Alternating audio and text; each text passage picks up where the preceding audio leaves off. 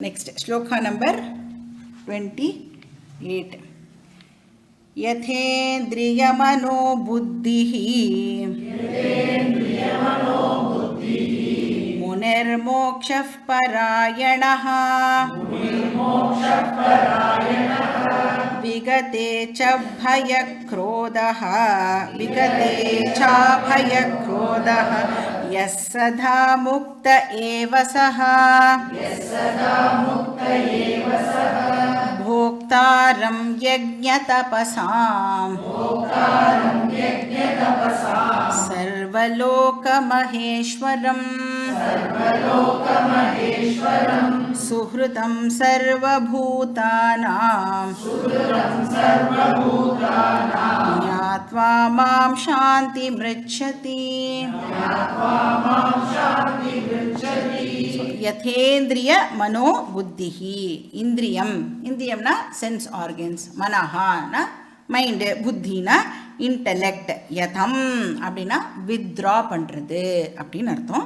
அப்போ எக்ஸ்டர்னல் வேர்ல்டுலேருந்து sense organs mind intellect இது எல்லாத்தையும் வித்ரா பண்ணிட்டு ஸோ தட் அந்த சென்ஸ் ஆர்கன் அப்புறம் நம்மளுடைய மனசு அண்ட் புத்தி இப்போ வந்து மெடிடேஷன் பண்ணுறதுக்கு அவைலபிளாக இருக்கணும். விகதேச்ச பயக்ரோதா இமோஷனல் டிஸ்டர்பன்சஸ் எல்லாம் இல்லாமல் இருக்கிறது. இச்சானா டிசையர், பயம்னா ஃபியர் பயம் தெரியும் நம்மளுக்கு, குரோதகான கோபம், இது மூணும் இருக்கிற வரைக்கும் நம்மளால் மெடிடேட் பண்ண முடியாது. அதனால இதிலேருந்து ஃபஸ்ட்டு வெளியில் வரணும். சரி, இப்போ மனசை வந்து எதில் ஃபோக்கஸ் பண்ணணும்? முனிகி மோக்ஷ பராயணா பவேத். முனிகினா இந்த இடத்துல வந்து யார் தியானம் பண்ணுறாளோ மெடிடேட்டர் அப்படின்னு அர்த்தம். எதில் இப்போ ஃபோக்கஸ் பண்ணணும்? மோக்ஷத்தில் ஃபோக்கஸ் பண்ணணும். ஸோ தன்னோட ஸ்வரூபமாகவே அது இருக்குது அப்படின்னு ஃபோக்கஸ் பண்ணணும். ஸோ யார் ஒருத்தர் இந்த டீச்சிங்லேயே இருக்காளோ, எப்போ சதா சக முக்த ஏவ பவதி, அவளுக்கு இந்த அறிவானது சித்திக்கும். அப்போது எவ்வளோ காலம் அவள் உயிரோடு இருக்காளோ அவ்வளவு காலமும் இந்த டீச்சிங் அவளுக்கு ஹெல்ப் பண்ணும் அப்படின்னு சொல்கிறார். சரி, இங்கே வந்து எதை பற்றின தியானம்? போக்தாரம் யஜ்ஞ தபசா சர்வலோக மகேஸ்வரம் சுஹ்ருதம் சர்வபூதானாம் மாம் அப்படின்னு சொல்கிறார். யாரை பற்றி தியானம் பண்ணணும்? இங்கே என்னை பற்றி தியானம் பண்ணு அப்படின்னு கிருஷ்ணர் வந்து சொல்கிறார். பகவானை பற்றி தியானம் பண்ணு. எப்படிப்பட்ட பகவான் அவர்?